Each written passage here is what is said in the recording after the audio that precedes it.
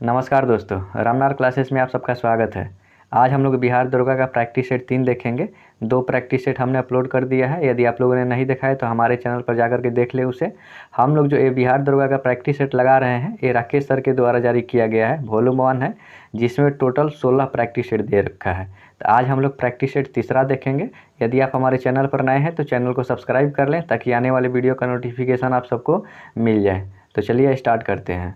आज का पहला प्रश्न, क्वेश्चन नंबर 1, निम्नलिखित में से किस स्थान पर भगवान बुद्ध ने 4 आर्य सत्यों पर अपना पहला उपदेश दिया था? आंसर देखिए आपका डी हो जाएगा, सारनाथ में। महात्मा बुद्ध ने अपना पहला उपदेश सारनाथ में दिया था।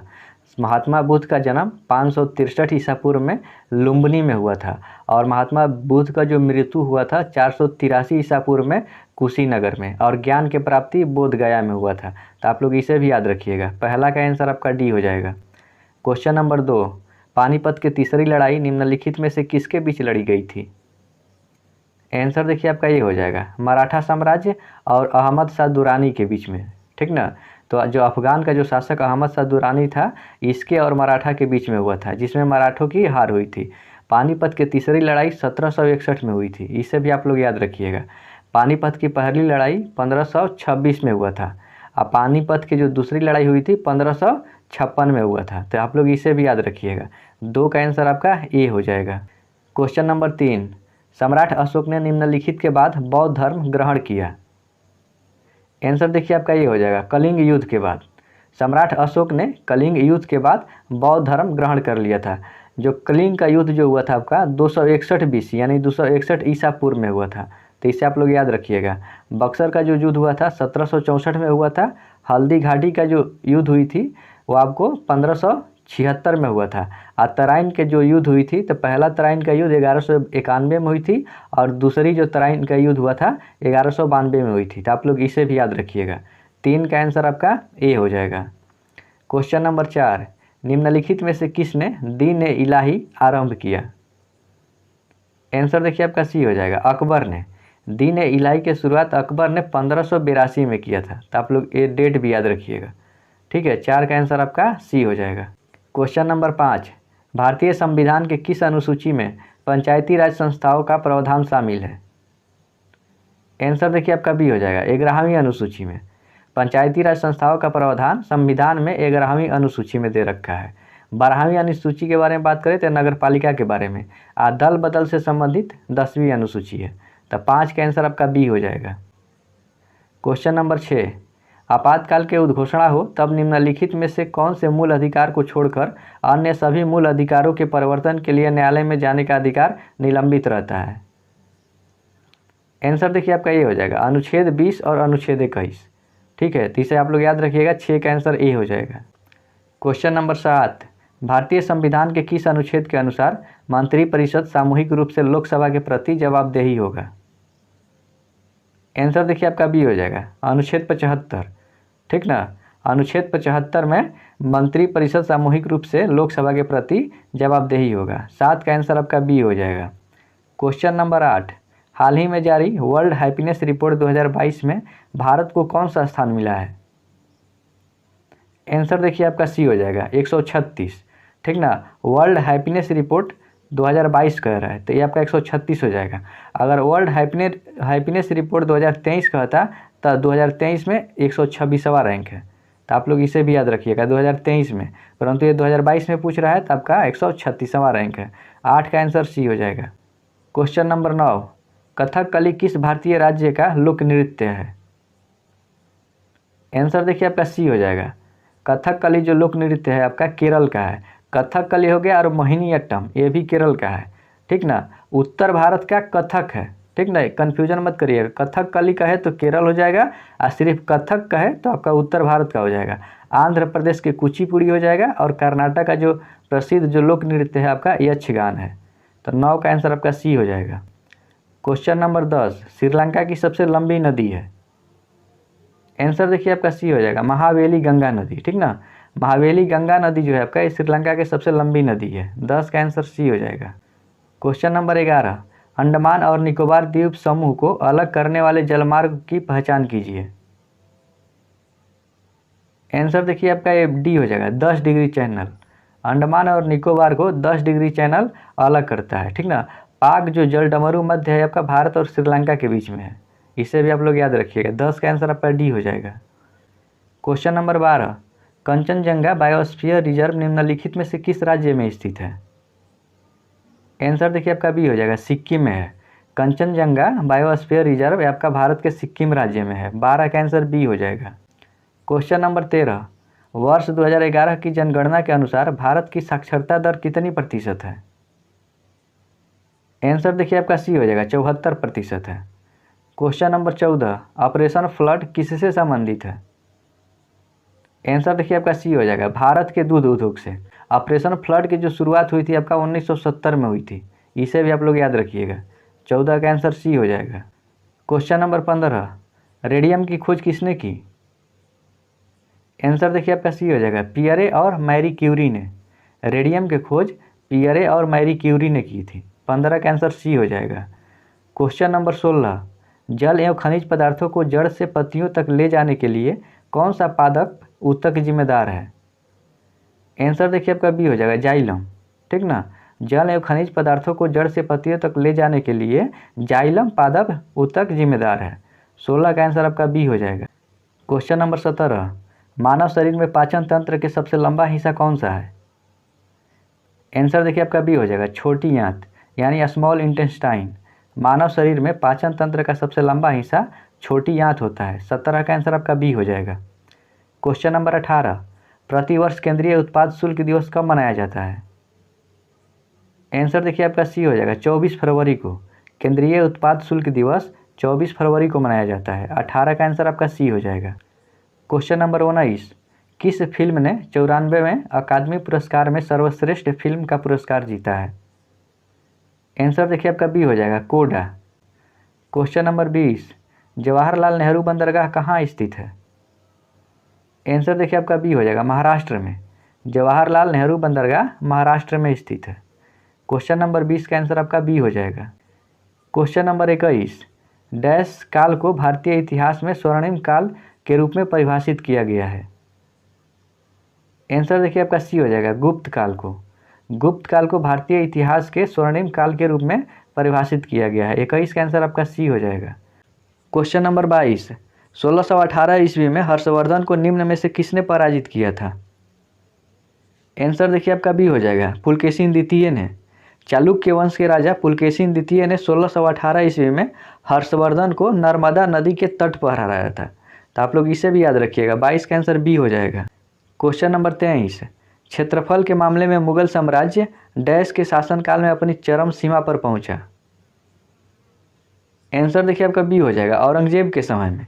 क्षेत्रफल के मामले में मुगल साम्राज्य औरंगजेब के शासनकाल में अपनी चरम सीमा पर पहुंचा था।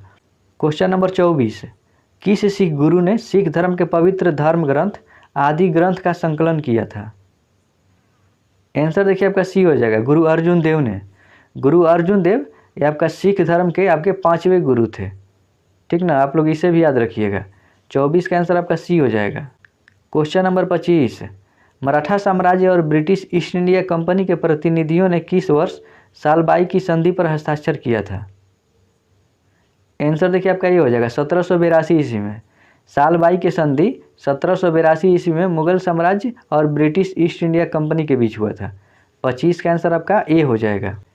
क्वेश्चन नंबर 26, श्रीरंगपट्टनम के लड़ाई में टीपू सुल्तान के हार के बाद अंग्रेजों के साथ अधीनस्थ गठबंधन के तहत किसने मैसूर पर शासन किया था?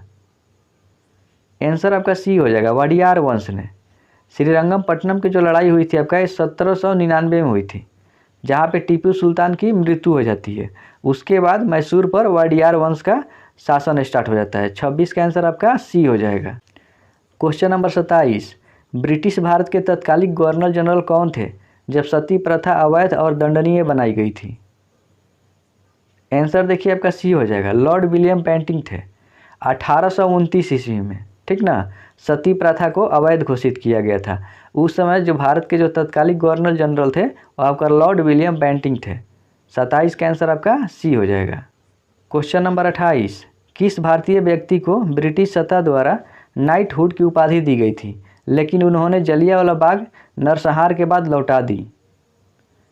आंसर देखिए आपका ये हो जाएगा, रविंद्रनाथ टैगोर ने नाइटहुड की उपाधि जलियांवाला बाग हत्याकांड के बाद रविंद्रनाथ टैगोर ने अंग्रेजों को वापस लौटा दिया था। जलियांवाला बाग हत्याकांड आपका 13 अप्रैल, ठीक ना, 1919 में हुई थी, तो आप लोग इसे भी याद रखिएगा। उस समय भारत का जो वायसराय था वो आपका चेम्सफोर्ड था, लॉर्ड चेम्सफोर्ड। 28 का आंसर आपका ये हो जाएगा। क्वेश्चन नंबर 29, 1917 में महात्मा गांधी ने किसके समर्थन में गुजरात के खेड़ा जिले में सत्याग्रह का आयोजन किया था? आंसर देखिए आपका डी हो जाएगा, किसान जो फसल नहीं होने से तथा एक प्लेग जो बीमारी फैल गई थी, इसके कारण क्या कहा कि अंग्रेजों ने किसानों पे और अत्यधिक कर लगा दिया था, जिसके चलते महात्मा गांधी ने गुजरात के खेड़ा जिला में सत्याग्रह का आयोजन किया था। 29 का आंसर आपका डी हो जाएगा। क्वेश्चन नंबर 30, निम्नलिखित में से किस वर्ष में ईस्ट इंडिया कंपनी द्वारा कलकत्ता में सर्वोच्च न्यायालय की स्थापना की गई थी? आंसर आपका डी हो जाएगा, 1773 में। रेगुलेटिंग एक्ट 1773 के तहत 1773 में कलकत्ता में एक सर्वोच्च न्यायालय की स्थापना की गई थी। 30 का आंसर आपका डी हो जाएगा। क्वेश्चन नंबर 31, 1872 में भारत के वायसराय लॉर्ड मेयो की हत्या कहाँ कर दी गई थी? आंसर देखिए आपका ये हो जाएगा, पोर्ट ब्लेयर में, ठीक ना। भारत के वायसराय लॉर्ड मेयो को 1872 ईस्वी में पोर्ट ब्लेयर में हत्या कर दी गई थी। 31 का आंसर आपका ये हो जाएगा। क्वेश्चन नंबर 32, आत्मसमर्पण की संधि पर कब हस्ताक्षर किया गया था जिसने भारत में पुर्तगाली शासन का अंत किया? आंसर देखिए आपका ये हो जाएगा, 19 दिसंबर 1961 ईस्वी को। आत्मसमर्पण की संधि पर 19 दिसंबर 1961 ईस्वी को हस्ताक्षर हुआ था। 32 का आंसर आपका ए हो जाएगा। क्वेश्चन नंबर 33, उस ऑपरेशन का नाम क्या था जिसके कारण हैदराबाद राज्य का भारत में विलय हुआ? आंसर देखिए सी हो जाएगा, ऑपरेशन पोलो के तहत हैदराबाद राज्य को भारत में विलय ऑपरेशन पोलो के तहत किया गया था। 33 का आंसर आपका सी हो जाएगा। क्वेश्चन नंबर 34, निम्नलिखित में से किस राजा को नेपाल राज्य का संस्थापक माना जाता है? आंसर आपका सी हो जाएगा, पृथ्वी नारायण शाह को, ठीक ना। पृथ्वी नारायण शाह को नेपाल राज्य के संस्थापक माना जाता है। 34 का आंसर आपका सी हो जाएगा। क्वेश्चन नंबर 35, निम्न में से कौन अवध का अंतिम नवाब था? आंसर आपका सी हो जाएगा, वाजिद अली शाह। अवध का अंतिम नवाब वाजिद अली शाह था। 35 का आंसर आपका सी हो जाएगा। क्वेश्चन नंबर 36, गंधार कला शैली निम्नलिखित में से किस यूरोपीय राष्ट्र की कला से प्रभावित थी? आंसर आपका डी हो जाएगा, ग्रीस से, ठीक ना। गंधार कला शैली निम्नलिखित में से किस यूरोपीय राष्ट्र की कला से प्रभावित थी? तो आपका ग्रीस हो जाएगा। 36 का आंसर आपका डी हो जाएगा। क्वेश्चन नंबर 37, भारत के संविधान सभा के मसौदा समिति के अध्यक्ष कौन थे? आंसर देखिए आपका डी हो जाएगा, भीमराव अंबेडकर थे। भारतीय संविधान सभा के मसौदा समिति यानी कि प्रारूप समिति के अध्यक्ष भीमराव अंबेडकर थे। 37 का आंसर आपका डी हो जाएगा। क्वेश्चन नंबर 38, निम्नलिखित में से संविधान के किस अनुसूची के अनुसार राज्यसभा में राज्य और केंद्र शासित प्रदेशों के सीटों का आवंटन का प्रावधान है? देखिए राज्यसभा में कह रहा है तो आंसर आपका सी हो जाएगा, चौथी अनुसूची में दे रखा है। 38 का आंसर आपका ये हो जाएगा। क्वेश्चन नंबर 39, किस आयोग ने सरकारी सेवाओं के सभी स्तरों में ओबीसी उम्मीदवारों के लिए 27% आरक्षण की सिफारिश की? आंसर देखिए आपका बी हो जाएगा, मंडल आयोग ने, ठीक ना। कह रहा है किस आयोग ने सरकारी सेवाओं के सभी स्तरों में ओबीसी उम्मीदवारों के लिए 27% आरक्षण का सिफारिश की? तब मंडल आयोग था। 39 का आंसर आपका बी हो जाएगा। क्वेश्चन नंबर 40, निम्न में से किसने सबसे अधिक बार भारत का केंद्रीय बजट पेश किया है? आंसर देखिए आपका सी हो जाएगा, मोरारजी देसाई ने। कह रहा है कि निम्न में से किसने सबसे अधिक बार भारत का केंद्रीय बजट पेश किया है? आपका आंसर सी हो जाएगा, मोरारजी देसाई ने। मोरारजी देसाई ने कुल 10 बार केंद्रीय बजट पेश किया है। प्रणब मुखर्जी ने 8 बार पेश किया है। पी चिदम्बरम ने भी 8 बार पेश किया है। तो आप लोग इसे भी याद रखिएगा। 40 का आंसर आपका सी हो जाएगा। क्वेश्चन नंबर 41, डैश के अनुसार सूर्यास्त के बाद और सूर्योदय से पहले किसी भी महिला को गिरफ्तार नहीं किया जाएगा असाधारण परिस्थितियों को छोड़कर? आंसर देखिए आपका डी हो जाएगा, आपराधिक प्रक्रिया संहिता। आपराधिक प्रक्रिया संहिता के अनुसार सूर्यास्त के बाद और सूर्योदय के पहले किसी भी महिला को गिरफ्तार नहीं किया जा सकता है। 41 का आंसर आपका डी हो जाएगा। क्वेश्चन नंबर 42, निम्नलिखित में से कौन सी नदी हिमालयी अपवाह तंत्र का हिस्सा नहीं है? आंसर देखिए आपका ये हो जाएगा, गोदावरी नदी। गोदावरी नदी आपका प्रायद्वीपीय नदी है। बाकी सिंधु नदी, गंगा नदी और ब्रह्मपुत्रा नदी ये सब हिमालयी नदी है। 42 का आंसर ए हो जाएगा। क्वेश्चन नंबर 43, अलकनंदा नदी और भागीरथी खड़क ग्लेशियर से निकलती है। आंसर आपका सी हो जाएगा, सतोपंथ। अलकनंदा नदी सतोपंथ से और भागीरथी खड़क ग्लेशियर से निकलती है। 43 का आंसर सी हो जाएगा। क्वेश्चन नंबर 44, निम्नलिखित में से कौन भारत का एकमात्र राज्य है जो हीरे का उत्पादन करता है। आंसर देखिए आपका डी हो जाएगा, मध्य प्रदेश। भारत का एकमात्र राज्य जहां हीरा का उत्पादन होता है वो आपका मध्य प्रदेश हो जाएगा। 44 का आंसर आपका डी हो जाएगा। क्वेश्चन नंबर 45, भारत में खरीफ का मौसम काफ़ी हद तक डैश के साथ मेल खाता है। आंसर देखिए आपका ये हो जाएगा, दक्षिणी पश्चिमी मानसून के साथ। भारत का खरीफ का मौसम काफ़ी हद तक दक्षिणी पश्चिमी मानसून के साथ मेल खाता है। 45 का आंसर आपका ए हो जाएगा। क्वेश्चन नंबर 46, सुंदरी वृक्षों का एक प्रसिद्ध प्रजाति पाई जाती है। आंसर आपका डी हो जाएगा, मैंग्रोवर वन में, सुंदरवन डेल्टा, ठीक ना, जहाँ पे ब्रह्मपुत्रा और गंगा नदी के संगम पर आपका सुंदरवन डेल्टा है, वहाँ पे आपका मैंग्रोवर वन में सुंदरी वृक्ष पाई जाती है। 46 का आंसर आपका डी हो जाएगा। क्वेश्चन नंबर 47, पीन घाटी राष्ट्रीय उद्यान कहाँ स्थित है। आंसर आपका सी हो जाएगा, हिमाचल प्रदेश में। पीन घाटी राष्ट्रीय उद्यान हिमाचल प्रदेश में है। 47 का आंसर सी हो जाएगा। क्वेश्चन नंबर 48, 2011 के जनगणना के अनुसार निम्न में से किस राज्य या केंद्र शासित प्रदेश का साक्षरता दर के दृष्टिकोण से दूसरा स्थान है। आंसर आपका ए हो जाएगा, लक्षद्वीप, ठीक ना। यहाँ पर देखिए राज्य और केंद्र शासित प्रदेश दोनों पूछ रखा है, तो पहला स्थान पर केरल है, दूसरा स्थान पर लक्षद्वीप हो जाएगा, ठीक है। 48 का आंसर आपका ये हो जाएगा। क्वेश्चन नंबर 49, डैश का एक प्राकृतिक रूप से होने वाली परिघटना है जो पृथ्वी की सतह और वायुमंडल के गर्म होने के लिए जिम्मेदार है। आंसर आपका सी हो जाएगा, हरित गृह प्रभाव। हरित गृह प्रभाव एक प्राकृतिक रूप से होने वाली परिघटना है जो पृथ्वी की सतह और वायुमंडल को गर्म होने के लिए जिम्मेदार है। आपका 49 का आंसर सी हो जाएगा। क्वेश्चन नंबर 50, डैश सतपुड़ा श्रेणी का सर्वोच्च शिखर है। आंसर देखिए आपका बी हो जाएगा, धूपगढ़। धूपगढ़ जो है आपका सतपुड़ा श्रेणी का सर्वोच्च शिखर है। 50 का आंसर बी हो जाएगा। क्वेश्चन नंबर 51, जमा राशि का वह प्रतिशत जिसे बैंक को अपने पास नगद के रूप में रखना चाहिए डैश के नाम से जाना जाता है। आंसर आपका डी हो जाएगा, नगद निधि अनुपात के रूप में जाना जाता है। क्वेश्चन नंबर 52, यूएनडीपी का मानव विकास विवरण किन 3 संकेतकों को संयोजित करके विकास का माप करता है। आंसर देखिए आपका सी हो जाएगा, स्वास्थ्य, शिक्षा और जीवन स्तर, ठीक ना। 52 का आंसर सी हो जाएगा। क्वेश्चन नंबर 53, भारत में नियोजित आर्थिक विकास प्रथम पंचवर्षीय योजना की शुरुआत के साथ शुरू हुआ।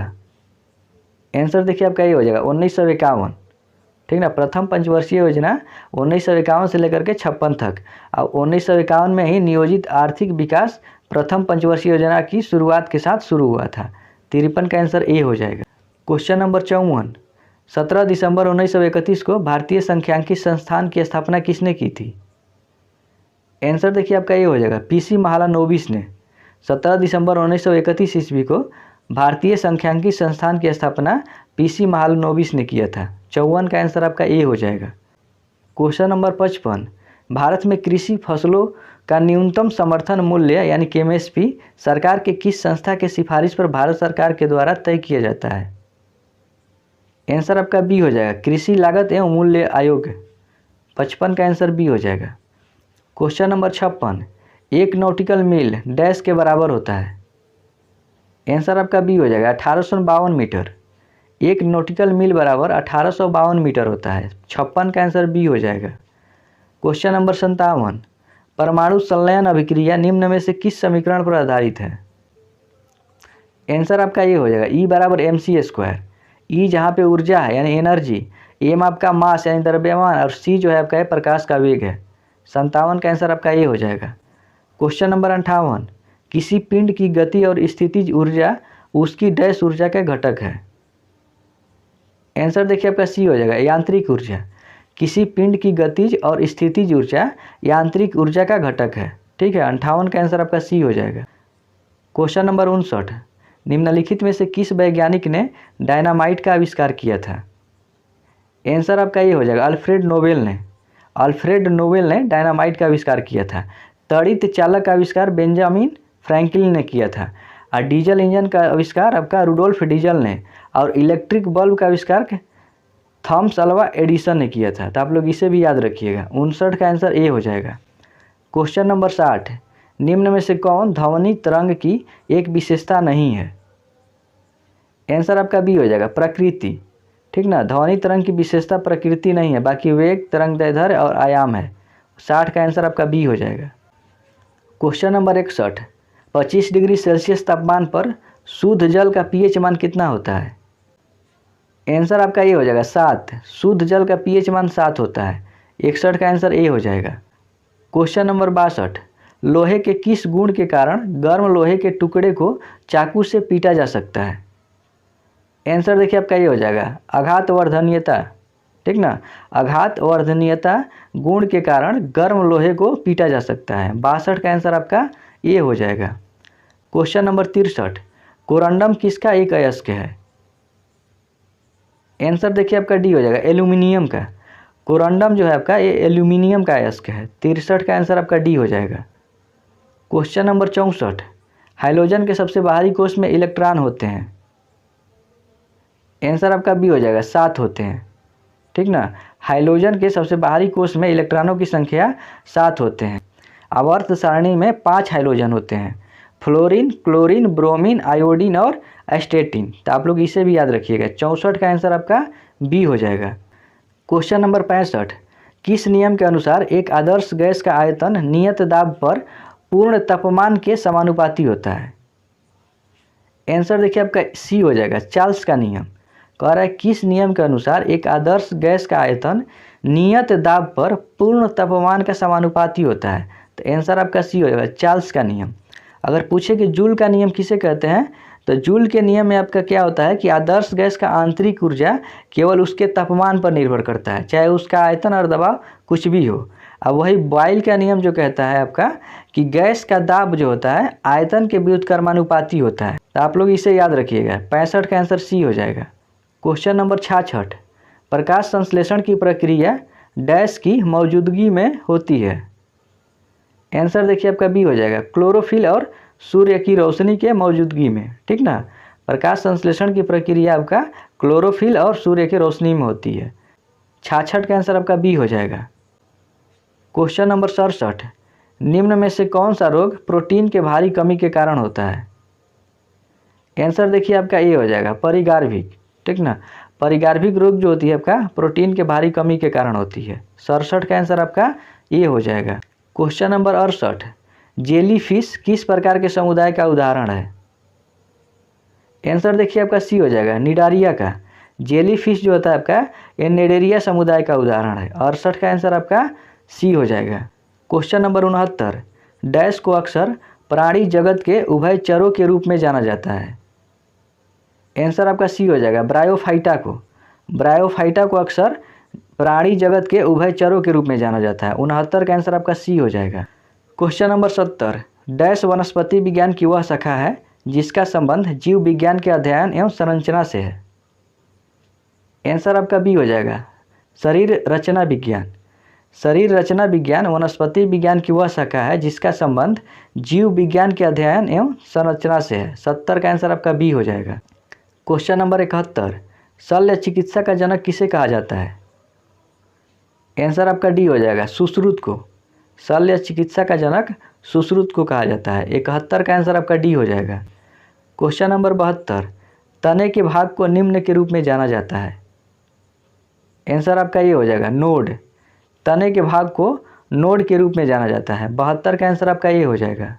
क्वेश्चन नंबर 73, मानव शरीर के निम्नलिखित में से किस भाग में मांसपेशी स्थित होती है? आंसर आपका सी हो जाएगा, जबड़ा में। मानव शरीर के निम्नलिखित में से किस भाग में मांसपेशी स्थित होती है? तो जबड़ा में। 73 का आंसर आपका सी हो जाएगा। क्वेश्चन नंबर 74, मूत्र त्याग करने से पहले वह मानव शरीर के उत्सर्जन तंत्र के किस भाग में संग्रहित होता है? आंसर आपका डी हो जाएगा, मूत्राशय में। मूत्र त्याग करने से पहले वह मानव शरीर के उत्सर्जन तंत्र के किस भाग में संग्रहित होता है? तो मूत्राशय में। 74 का आंसर आपका डी हो जाएगा। क्वेश्चन नंबर 75, आँख के पुतली का आकार डैश के द्वारा नियंत्रित किया जाता है। आंसर देखिए आपका डी हो जाएगा, आइरिस के द्वारा। आँख के पुतली का आकार आपका आइरिस के द्वारा नियंत्रित किया जाता है। 75 का आंसर आपका डी हो जाएगा। क्वेश्चन नंबर 76, भारत के राष्ट्रीय अभिलेखागार की स्थापना किस वर्ष की गई थी? आंसर आपका सी हो जाएगा, 1891 में। राष्ट्रीय अभिलेखागार की स्थापना 1891 ईस्वी में किया गया था। 76 का आंसर सी हो जाएगा। Question number 77, Barabati sports stadium किस राज्य में स्थित है? आंसर देखिए आपका डी हो जाएगा, उड़ीसा में है। बाराबती स्पोर्ट्स स्टेडियम उड़ीसा राज्य में स्थित है। 77 का आंसर डी हो जाएगा। Question number 78, walking with the comrade पुस्तक के लेखक कौन है? आंसर आपका डी हो जाएगा, अरुंधति राय। वॉकिंग विथ द कॉमरेड पुस्तक के रचयिता अरुंधति राय हैं। 78 का आंसर आपका डी हो जाएगा। क्वेश्चन नंबर 79, डॉल्फिन किक शब्द किस खेल से संबंधित है? आंसर आपका सी हो जाएगा, तैराकी से। डॉल्फिन किक शब्द जो है आपका ये तैराकी से संबंधित है। क्वेश्चन नंबर 80, कोलकाली किस राज्य के पारंपरिक लोक नृत्यों में से एक है? आंसर आपका सी हो जाएगा, केरल का है। कोलकाली नृत्य आपका ये केरल राज्य का है। 80 का आंसर आपका सी हो जाएगा। क्वेश्चन नंबर 81, इसरो ने PSLV C-53 से किस देश के 3 उपग्रहों को अंतरिक्ष की कक्षा में सफलतापूर्वक स्थापित किया? आंसर आपका बी हो जाएगा, सिंगापुर। ठीक ना, इसरो ने PSLV C-53 से सिंगापुर देश के 3 उपग्रहों को अंतरिक्ष के कक्ष में सफलतापूर्वक स्थापित किया है। 81 का आंसर आपका बी हो जाएगा। क्वेश्चन नंबर 82, मुफ्त पीरियड प्रोडक्ट के लिए कानून लागू करने वाला दुनिया का पहला देश कौन बना है? आंसर आपका बी हो जाएगा, स्कॉटलैंड। मुफ्त पीरियड प्रोडक्ट के लिए कानून लागू करने वाला दुनिया का पहला देश स्कॉटलैंड बना है। 82 का आंसर आपका बी हो जाएगा। क्वेश्चन नंबर 83, हाल ही में किन 2 राज्यों के पूर्व राज्यपाल रहे सैयद सिब्ते रजी का 83 वर्ष की उम्र में निधन हुआ? आंसर देखिए आपका बी हो जाएगा, झारखंड और असम के पूर्व राज्यपाल हैं। ठीक ना, जिनका नाम है सैयद सिब्ते राजी, जिनका अभी हाल ही में निधन 83 वर्ष की उम्र में हो गया है। 83 का आंसर आपका बी हो जाएगा। क्वेश्चन नंबर 84, भारत में किस खगोलीय वेधशाला को यूनेस्को की सूची में अधिसूचित किया गया है? आंसर देखिए आपका डी हो जाएगा, बिहार खगोलीय वेधशाला। ये बिहार खगोलीय वेधशाला जो है आपका ये लंगट सिंह कॉलेज जो कि मुजफ्फरपुर में स्थित है, वहाँ पर स्थित है ये। 84 का आंसर आपका डी हो जाएगा। क्वेश्चन नंबर 85, भारत स्वच्छ वायु शिखर सम्मेलन 2022 का 4था संस्करण कहाँ आयोजित किया गया? आंसर आपका सी हो जाएगा, बेंगलुरु कर्नाटक। भारत स्वच्छ वायु शिखर सम्मेलन 2022 का 4था संस्करण का आयोजन बेंगलुरु कर्नाटक में किया गया है। 85 का आंसर आपका सी हो जाएगा। क्वेश्चन नंबर 86, डॉक्टर एन कलाई सेल्वी किस भारतीय अनुसंधान संगठन के पहली महिला महानिदेशक बनी है? आंसर आपका डी हो जाएगा, वैज्ञानिक और औद्योगिक अनुसंधान परिषद यानी कि CSIR का। 86 का आंसर आपका डी हो जाएगा। क्वेश्चन नंबर 87, परवाज मार्केट लिंकेज योजना भारत के किस केंद्र शासित प्रदेश द्वारा शुरू की गई है? आंसर आपका बी हो जाएगा, जम्मू कश्मीर के द्वारा। क्वेश्चन नंबर 88, स्कूल स्वच्छता शिक्षा कार्यक्रम किस राज्य में शुरू की गई एक पहल है? आंसर आपका बी हो जाएगा, उत्तराखंड। क्वेश्चन नंबर 89, किस संगठन ने स्वतंत्रता दिवस 2022 के अवसर पर पृथ्वी से 30 किलोमीटर ऊपर भारतीय राष्ट्रीय ध्वज फहराया है? आंसर आपका ये हो जाएगा, स्पेस किड्स इंडिया, जो कि चेन्नई में है। कहाँ पे है? चेन्नई में है। ठीक ना, किस संगठन ने स्वतंत्रता दिवस 2022 के अवसर पर पृथ्वी से 30 किलोमीटर ऊपर भारतीय राष्ट्रीय ध्वज फहराया है? तो स्पेस किड्स इंडिया, जो चेन्नई में स्थित है। 89 का आंसर आपका ये हो जाएगा। क्वेश्चन नंबर 90, हाल ही में फ्रांस के सर्वोच्च नागरिक सम्मान सेवेलियर डी ला लीजन डी होनूर किसे दिया गया? आंसर आपका सी हो जाएगा, शशि थरूर। क्वेश्चन कह रहा है कि हाल ही में फ्रांस के सर्वोच्च नागरिक सम्मान सेवेलियर डे ला लीजियन डी होनूर किसे दिया गया है? तो आंसर आपका सी हो जाएगा, शशि थरूर को। क्वेश्चन नंबर 91, हाल ही में प्रधानमंत्री नरेंद्र मोदी ने एशिया का सबसे बड़ा प्राइवेट अस्पताल अमृता अस्पताल का उद्घाटन कहाँ किया है? आंसर देखिए आपका सी हो जाएगा, फरीदाबाद हरियाणा। अमृता अस्पताल जो कि एशिया का सबसे बड़ा प्राइवेट अस्पताल है, जिसका उद्घाटन हरियाणा के फरीदाबाद में प्रधानमंत्री नरेंद्र मोदी के द्वारा किया गया है। 91 का आंसर आपका सी हो जाएगा। क्वेश्चन नंबर 92, किस देश ने 750 बिलियन डॉलर के जलवायु परिवर्तन और स्वास्थ्य देखभाल बिल पर हस्ताक्षर किया है? आंसर आपका बी हो जाएगा, संयुक्त राज्य अमेरिका।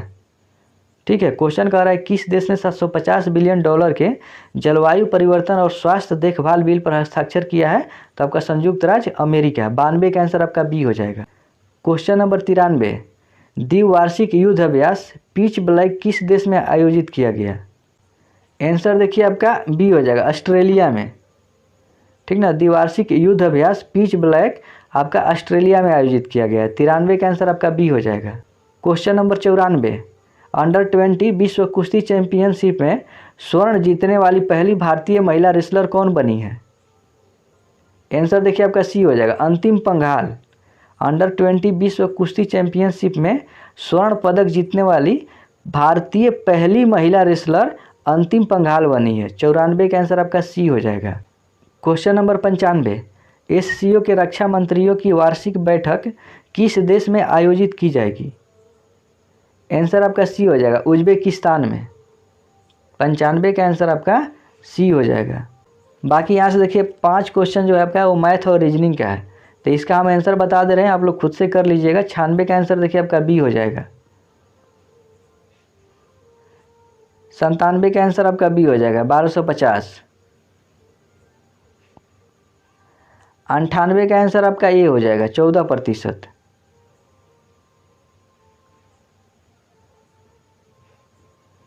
99 का आंसर आपका डी हो जाएगा, 4.1/6%।